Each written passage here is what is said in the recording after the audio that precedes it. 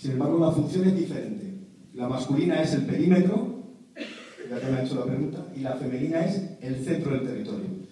Yo tengo una perra que adopté hace unos años, y lo primero, que tenía ya 5 meses, y lo primero que me dice la dueña es, primero que huela todo.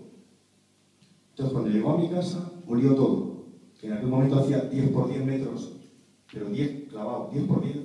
Ella olió todo, y cuando ya supo dónde estaba el perímetro, fue al centro geométrico de la vivienda y se pegó una gran orinada allí. Y dije, ¿ves? Perfecto, ha marcado su territorio. Sí que marca. Bueno, es decir, que la solución del cerebro automático no es la cistitis. Vamos a aclarar. Es hacer una úlcera en la vejiga, es decir, cavar. Intentar hacer la vejiga más grande, porque si puedo tener más volumen, es una ley física, guardaré más orina, y esa orina me servirá para marcar mejor mi territorio. Por lo tanto, el conflicto biológico asociado con la cistitis es desvalorización en no poder marcar el territorio. Si es masculino es el exterior del territorio, si es femenino, el interior. Tanto lo puede hacer un hombre como una mujer. El anuresis es una combinación de los dos conflictos. Cuando un niño se hace pipí en la cama, mucho tiempo, es una combinación de los dos. Es decir, que el cerebro automático es tonto. Como tú no sabes marcar tu territorio, te pone una enfermedad. Podríamos decir esto, pero estaríamos en la apariencia. Él lo que hace es reaccionar. Igual que en el día que fuiste a cruzar y un autobús te pitó. Te hizo reaccionar y te salvó la vida. Así que él reacciona frente a tu estrés, sea este imaginario o no. Reacciona cambiando tu funcionamiento fisiológico y biológico. Y nunca se equivoca. Igual que no se equivocó al dar el salto hacia atrás. Si una persona va por la calle y va saltando hacia atrás, cada 4 pasos, vamos a ver que tiene un programa que es inhabitual. Pero si tú saltas hacia atrás, cuando te van a atropellar, van a decir, ah, mira qué bien, qué reflejos que tiene. Entonces, cuando se realiza aquí ya la enfermedad, es que el shock ya ha ocurrido. A veces hace tiempo. No tiene por qué ser el día anterior. A veces es una acumulación. Depende de la resiliencia, la capacidad de resistir de cada persona al estrés. No siempre es igual. No siempre es igual. Porque si siempre fuera igual, entonces sería el acontecimiento exterior. Cada acontecimiento exterior produce esto. Entonces veríamos conflictos con los objetos de trabajo, cistitis. No, mal pensado. No es así. Es un conflicto biológico. En sí, en una persona había también un conflicto con el límite del territorio entre la casa que tenía, su casa y la de su hermano.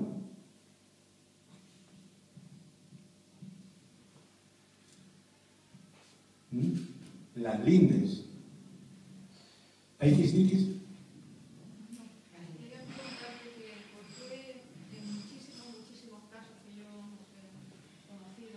Habla fuerte. Sí.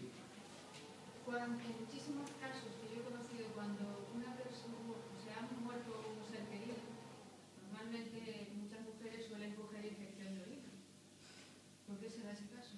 Entonces, es que yo en muchísimos casos, vamos, de personas que se les ha muerto su marido o se les ha muerto... Pues yo la primera vez que lo digo. ¿No lo has oído? No. Pues bastantes casos. Por lo que me estás diciendo, como yo lo achacaba por, yo qué sé, sistema nervioso y eso, pero por lo que me estás diciendo creo que tiene que ver por otro lado, ¿no? Yo creo que quizás se alegran de que se haya muerto inconscientemente porque ahora ya no les molesta más. ¿Y por eso lo tiene? Sí. ¿Y si es un hijo? Por eso te digo que es muy, yo la primera vez que lo escucho, no lo puedo relacionar. Tendría que ver caso por caso, no lo puedo relacionar con una situación exterior, a una enfermedad. Pero entonces tú estabas diciendo que supuestamente la sífilis le devino en este ejemplo hipotético que has hecho por el sentimiento de sentirse invadido. Exacto, eso sí, Entonces, es el sentimiento. El sentimiento de pérdida que ella está hablando, ¿no? Tú no puedes asociar... El sentimiento de pérdida puede producir otro tipo de patologías. Ah, vale. Lo que pasa que, mira, creo que con lo que te voy a explicar ahora lo vas a entender. Porque no todo el mundo que se le muere a alguien hace una cistitis, como no todo el mundo que se le muere a alguien querido hace un eczema, o no todo el mundo que se le muere a alguien querido hace un cáncer. Pero la muerte de un ser querido dentro de la escala de valores de nivel de estrés es las cosas que más estrés producen. Y dentro de esa escala es la muerte de la pareja o la muerte de un hijo. Es lo que más estrés produce. Entonces te voy a poner un ejemplo que creo que va a resolver tu pregunta. Es una mujer que viene a la consulta con un eczema en las nalgas rojo como un tomate. Fuertísimo.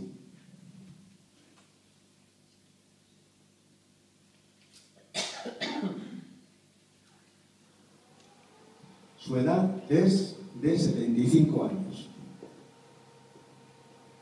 cuando la ha empezado.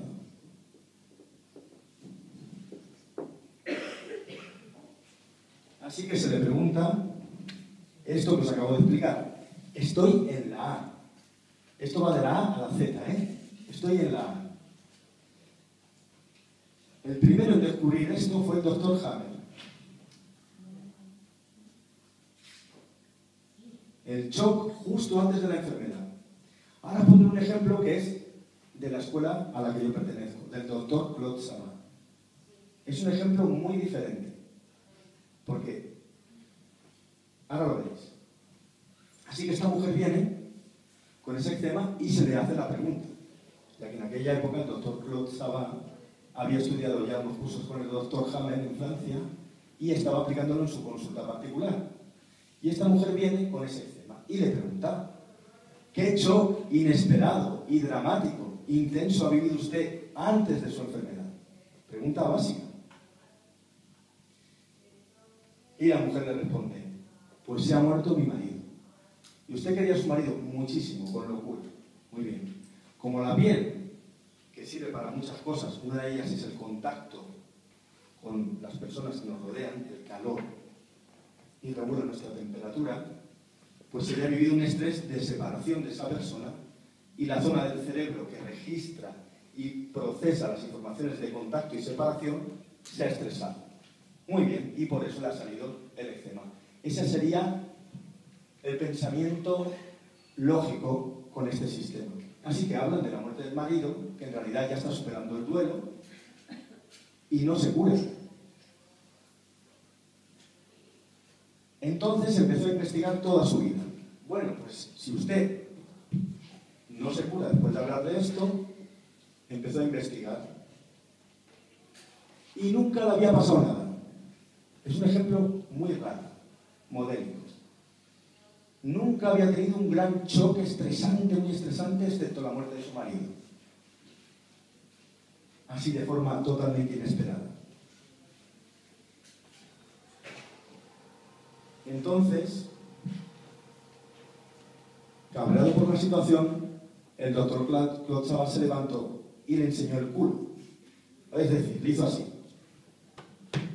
Aquí le ha pasado algo a usted, señora. Aquí le tiene que haber pasado algo. La señora entonces recordó que a los 3 años tuvo un accidente. Estaba en su casa, imaginaos una casa de 1920 y pico, con una de esas estufas de hierro que se ponen con carbón o leña, que estaba al rojo vivo. La madre había ido al lavabo, ella quiere seguirla, estaba sentada en la mesita de la cocina, quiere bajar ella sola, se tropieza y se cae de culito en la estufa y se quema todo el culo. Durante meses le tuvieron que hacer curas. ¿Qué quiere decir? Su piel había integrado ese estrés. Su cerebro tenía memoria de aquel estrés. ¿Qué tiene que ver su marido en todo esto? Nada, solamente que es un gran estrés. Creo que eso da respuesta a tu pregunta. Porque si no, tendrían que poner hospitales nefrológicos en todos los sitios donde se llevan a los muertos a enterrar, vamos, los velatorios, etc. Es decir, un momento, luego haré toda una sesión de preguntas.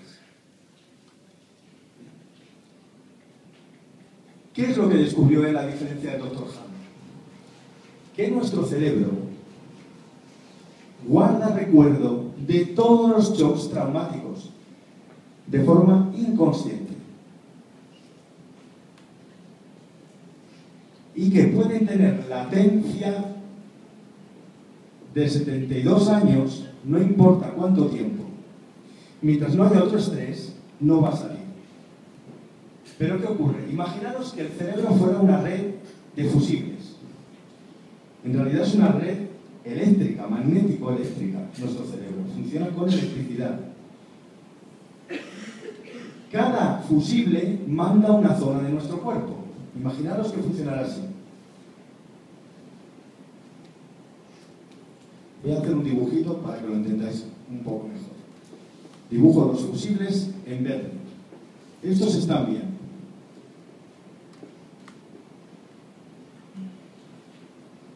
Y unos cuantos en rojo.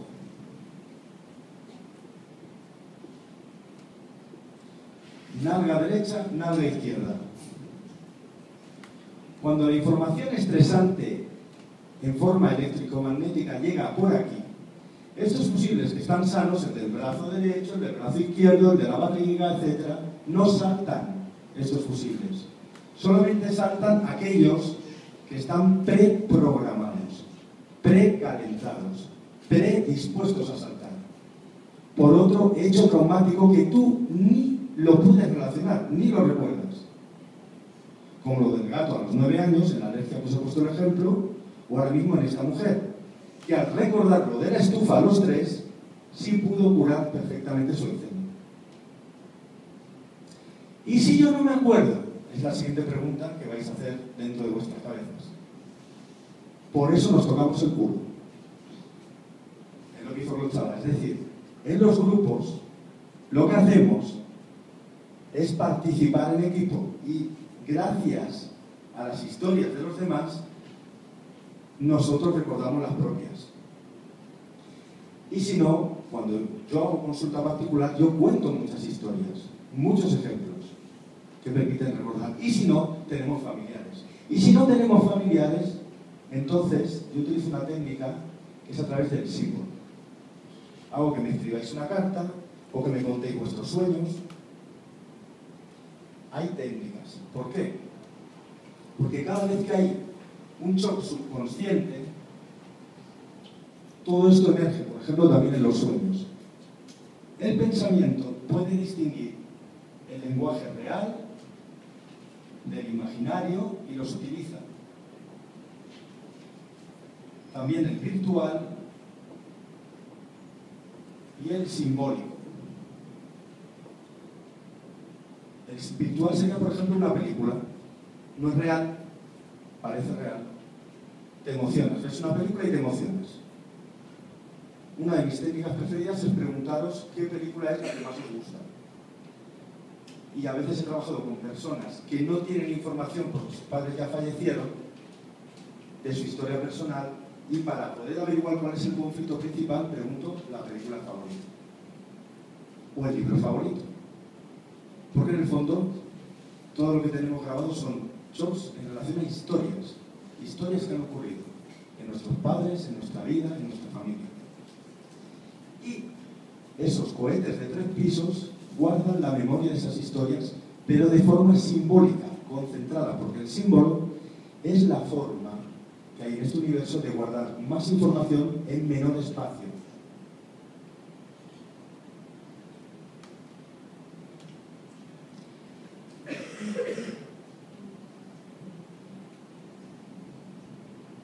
Esto es la manera en que se programa una enfermedad.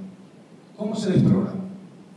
Una vez encontramos el cassette que es como un cassette que se programó, que se instaló aquí, en ese cerebro. Vamos a volver al ejemplo de la mujer de 75 años. Cuando ella tenía 3, grabó un cassette de agresión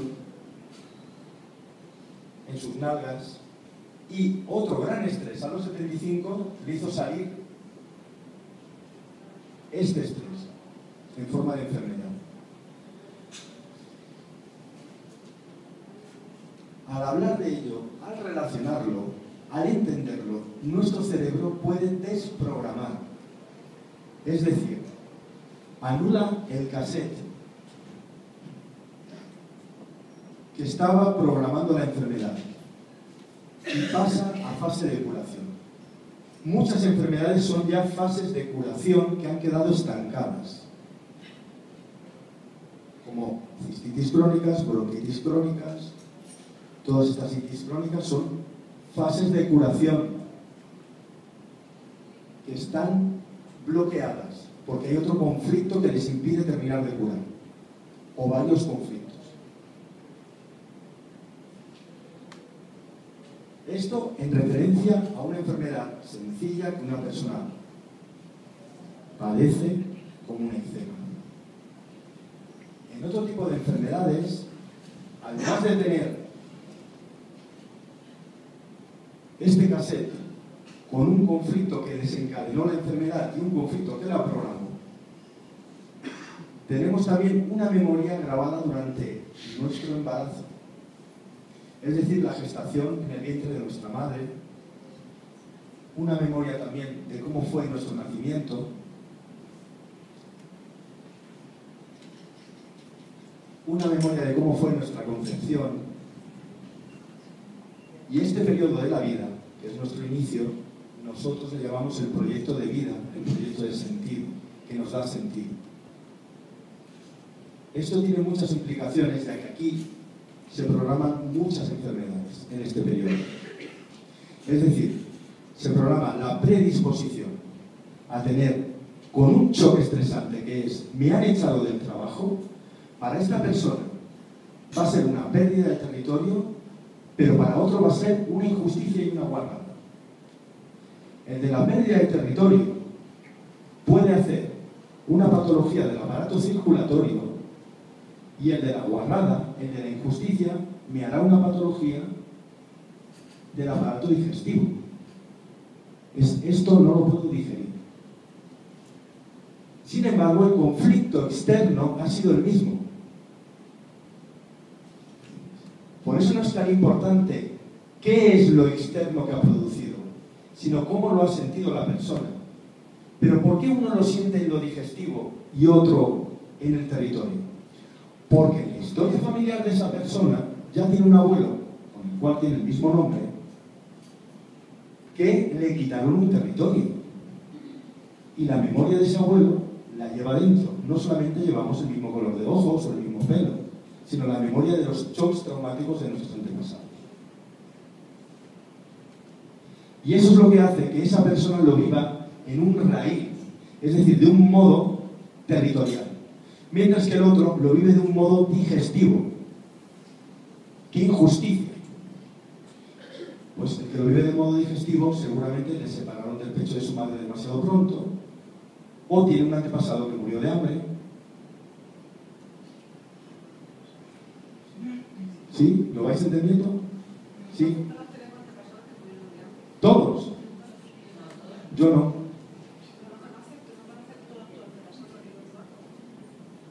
Los he estudiado.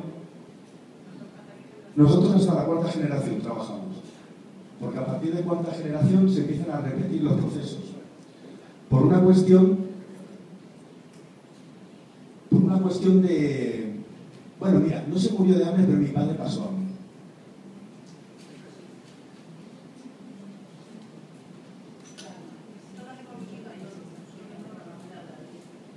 Todos no hemos vivido todo. Porque dentro de tu árbol genealógico, tú llevas el nombre de una persona o tienes una fecha de nacimiento que se parece a otra persona. Es decir, no recoges toda la información de tu árbol. Toda no. Solamente alguna particular de algún personaje o algunos personajes de tu árbol genealógico.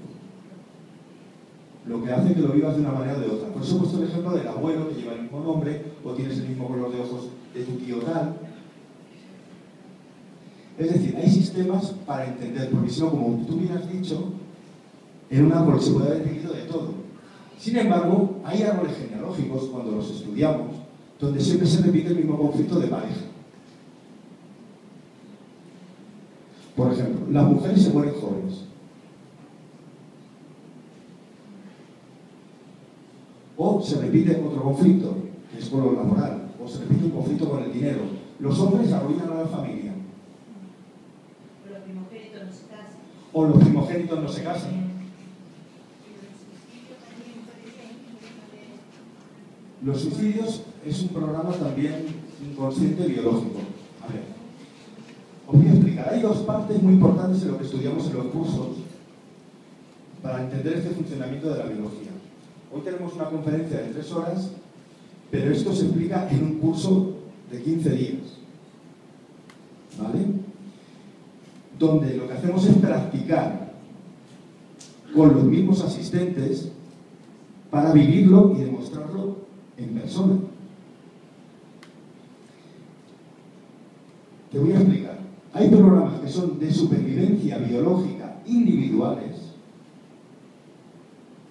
Yo no puedo marcar mi territorio.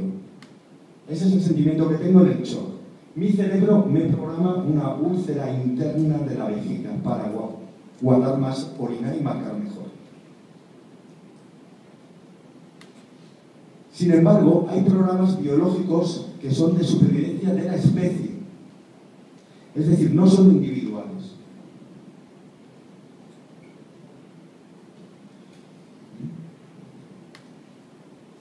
Esos programas que son más grandes pertenecen a un inconsciente colectivo de la familia o de la especie humana, o de la especie de los gorriones, o de las golondrinas, o de las mariposas. Entonces, una persona que se quita en medio tiene varios programas que le afectan a nivel de depresión, eso es lo primero. Y la depresión ya es un programa que hace que te pares para no avanzar, porque avanzar es un peligro. Entonces, si además la persona en depresión recibe otro shock, puede tener el intento de suicidio. Pero justo lo que me pregunta es lo que se llama ya nivel avanzado. Esto lo estudiamos en el segundo año, al final del segundo año. Pero son programas biológicos globales de la especie. Es más complicado de estudiar. Esto se puede ver, por ejemplo, programas biológicos globales. Os voy a poner un ejemplo.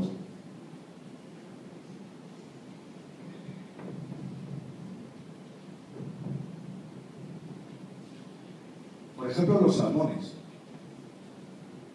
Los salmones van siempre a reproducirse río arriba a las fuentes de los ríos de media y alta montaña, donde nacieron, y nunca se equivocan de río. Crecen en el mar hasta los 7 años de edad y entonces se les activa un chip.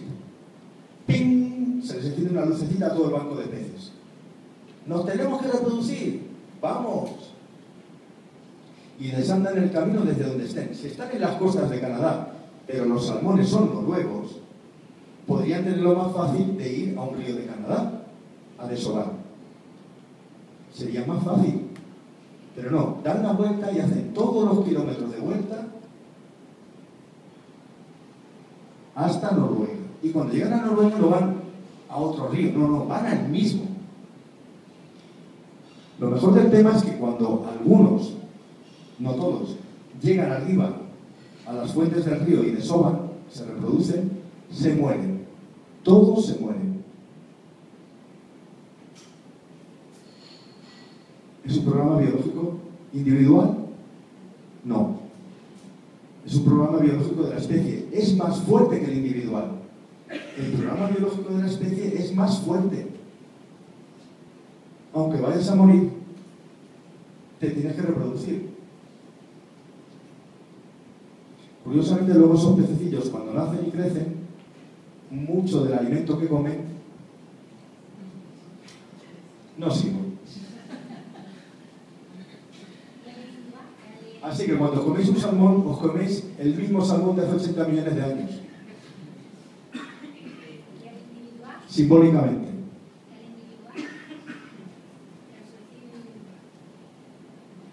Estaría dentro de estos programas. Hay que ver cada familia. Porque una persona. Un momento.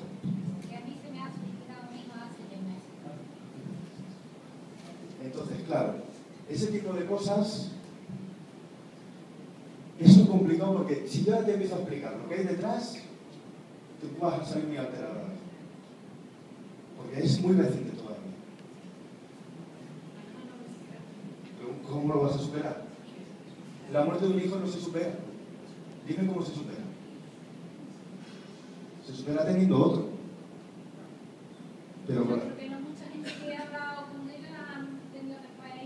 Pero en la biología, porque los humanos somos muy complejos, ya que tenemos identidad, pero en la biología tienes a las gacelas. Las gacelas no son conscientes que van a morir bajo las fauces de los leones, no son conscientes, porque si fueran conscientes no tendrían hijos. Cuando las leonas lo que más comen son gacelas viejas y gacelas jóvenes. Las gacelas fuertes no las comen, porque no pueden atraparlas.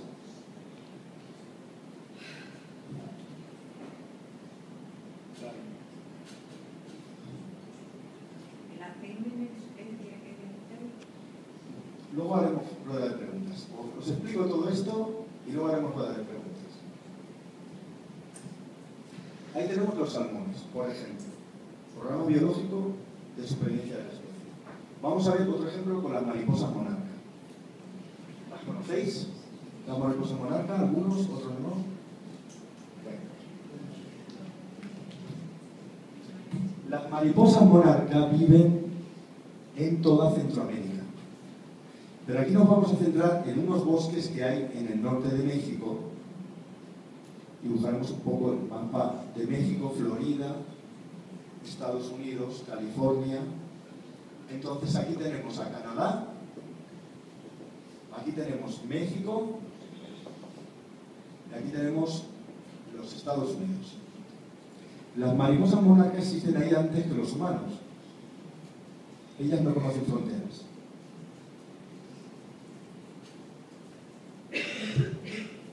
Viven en estos bosques.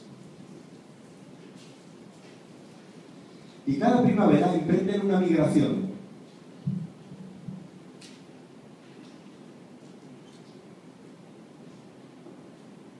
Y atraviesan todo Estados Unidos para llegar a Canadá. Ese es su objetivo. Son 4.500, 5.000 kilómetros. ¿Y cómo lo hacen? En 3 generaciones. La primera llega hasta aquí, pero ninguna se instala, Se reproducen y las siguientes continúan el camino. Dibujamos la frontera de forma imaginaria.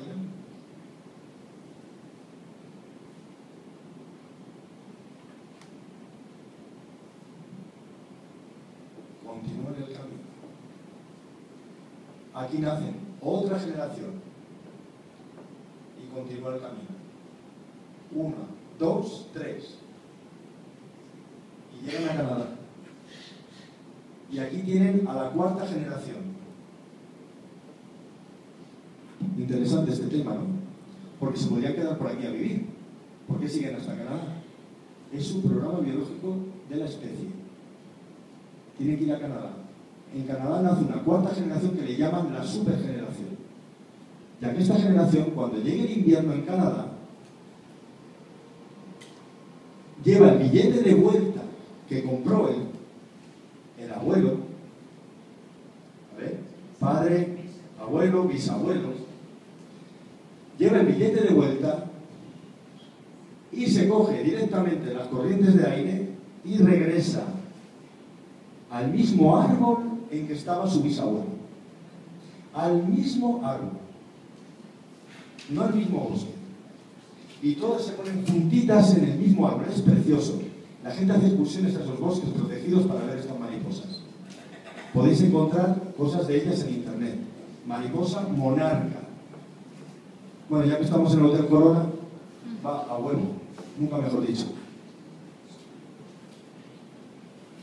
Así que, si una especie necesitara varias generaciones para conseguir algo, lo programa. Y esto no es un programa individual. ¿Veis? Es un programa de la especie, de supervivencia de la especie. Nosotros, los humanos, tenemos programas parecidos porque también convivimos varias generaciones.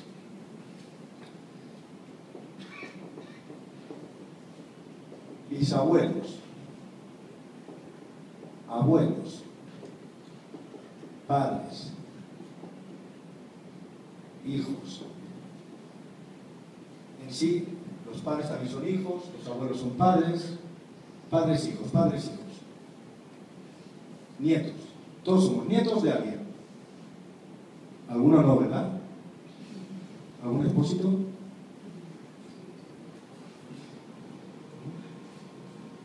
Todos somos nietos de alguien. Todos somos bisnietos de alguien. Aunque no sepamos el nombre.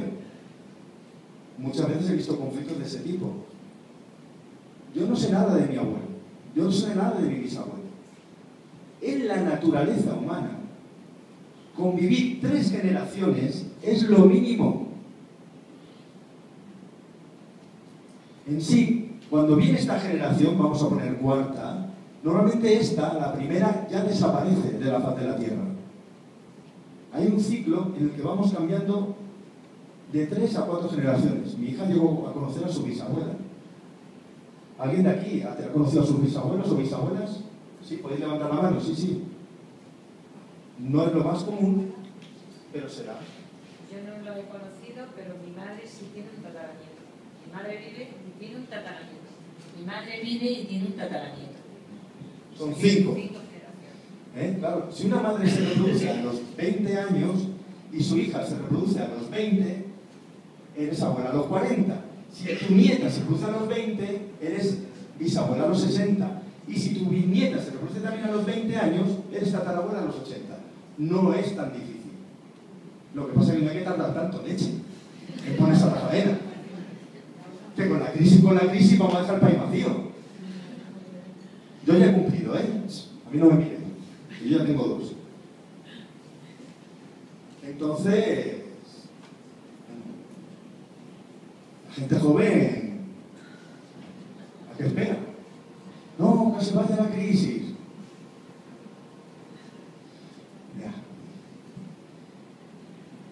Si nuestros bisabuelos, tatarabuelos, etcétera, hubieran esperado que se fuera la crisis, aquí no habría nadie. Ellos sí que lo han pasado duro. Bueno, esto era para explicaros cómo a nivel biológico nuestro árbol influye en nosotros, es decir, 3 generaciones. Si falta una de ellas, ya hay algo cojo en esa mesa. Ya le falta una pata. Si una familia más tiene padres e hijos, si unos padres se quedan sin sus padres cuando son padres, ya tenemos un conflicto de falta de apoyo. Los abuelos generan como una red, como cuando los equilibristas pasan y hay una red. Si no, fijaros cuánta gente con la crisis que se ha quedado sin casa, ¿a dónde han ido a vivir? Con la pensión del abuelo. Si no hay abuelos, ya tenemos ahí una falta. Este es el funcionamiento de nuestra especie. La Homo sapiens supersticiosa. Homo sapiens superstitious especie. Sí, sapiens sapiens es como le dicen, pero yo no me lo creo. Todavía creemos que somos producto del yuyu, del mal de ojo, que las enfermedades son cosas así que nos han entrado. Vale. Entonces vamos a poner un ejemplo de cómo se transmiten estas memorias igual que las mariposas monarca. En uno de los cursos últimos, una chica que se ha curado de cáncer de útero y además no podía mover la pierna después de la operación que le hicieron. Esta chica ahora está estudiando, hace 2 años que la daba por terminar. Le quedaban 3 meses de vida. Hicimos solamente una consulta de 3 horas. Fuimos a ver primero los shocks desencadenantes. Ella de profesión es profesora de instituto y también es ingeniera textil. Entonces fuimos a ver los shocks desencadenantes, los shocks programadores en su infancia. fuimos a ver las memorias que se grabaron en su árbol genealógico. Ella se lo trabajó luego después en su casa, la que vino muy mal, estaba muy tocada por la quimio, y se curó perfectamente. Todavía no se lo explican hoy en día. Cada 3 meses se lo siguen buscando el cáncer. La pierna, además, como le operaron y vieron que no podían hacer nada, le quitaron una parte que tenía de ganglios y de paso le quitaron el nervio de la pierna. Porque total, como iba a morir, ¿qué más daba? Entonces la pierna derecha no la podía mover tampoco. Vino a mi casa en silla de ruedas. Después de desprogramar esto, también su pierna empezó a recuperar la movilidad, ya la conduce y hace vida casi normal. Se le nota una cojera, pero claro, tiene una renta al nervio. Entonces, esta mujer, os pongo un ejemplo, que ella comprendió para qué sirven los cursos. Y es una tontería, ¿eh? No os estoy hablando de desprogramar, ella desprogramó una cosa, entre comillas, muy grave. Pero desprogramó una cosa muy sencilla para sus hijos. Tiene 2 hijos, uno de 8 y 6 y otro de 6. Y no les gusta nada la bicicleta. Bueno, sí que les gusta, pero les da miedo. Entonces podemos decir, conductismo es el padre que les transmite el miedo, la madre. Bueno, vamos a ver lo que ocurre. Ella en el curso entendió, entendiendo estos esquemas, que ahora os explico, que el abuelo de su marido tuvo un accidente de bicicleta que casi lo mata y murió un poco después. Así que los niños llevaban la memoria de este accidente de forma inconsciente. Se lo explicaron y a los 2 días habían quitado la ruedecita, los rodines de atrás de la bici y ya estaban corriendo como locos con sus bicicletas. Esta es la técnica que yo utilizo para desprogramar niños que están enfermos. Cualquier niño que tenga una dificultad escolar. Por ejemplo, las matemáticas, o la geografía, o no se puede concentrar, lo que le llaman el TDA. Lo desprogramamos mirando qué pasó en el embarazo y qué pasó en su familia. Y funciona igual que las mariposas monarcas.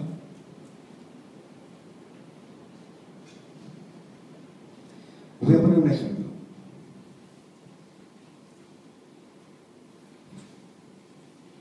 Es un niño que no se puede concentrar, tiene 7 años. Cuando no te puedes concentrar es porque tu cerebro, en vez de estar escuchándome, como antes te ponía el ejemplo, está pendiente del peligro, está pendiente del depredador. Imaginaos un pájaro o un conejo, que son animales muy depredados por las presas, que estuviera tranquilamente leyendo un libro. No puede. Entonces, el pajarito come y mira. Se mueve otro poquito, come y mira. Se mueve otro poquito, come y mira. Decidme si no es eso lo que hace un niño con TDA y hiperactividad en la mesa. Justo hace eso, ese comportamiento. Es un comportamiento arcaico de yo soy la presa y el depredador está al acecho. Esto lo hace el pajarito, haya depredador o no. Lo hace por sistema. Así que buscamos cuál es el depredador. Real, imaginario, virtual o simbólico dentro del cerebro de ese niño. En el caso que os comento, el gran drama en esa familia fue un atropello de tren. La madre, cuando tenía 13 años, le dieron la noticia, y a la abuela también, de la muerte de su hermano atropellado por el tren, que tenía solamente 14. La edad del niño cuando vino a mi consulta es de 7, la mitad de 14. El chico con 14 años iba con sus cascos escuchando música paseando por la vía del tren y no escuchó pitar al tren. ¿Veis el detalle? Lo que se graba en la memoria inconsciente familiar es que ir concentrado es igual a morir. Por casualidad este niño lleva el mismo nombre que el que murió, así que también lleva esa memoria, pero no es para fastidiar, la lleva para sobrevivir. Se lo explicamos y reaccionó rapidísimamente en el colegio, mejorando mucho. Sobre todo en la tabla de multiplicar del 7. Sí, sí, parece broma, pero es la que más se la atrabancaba.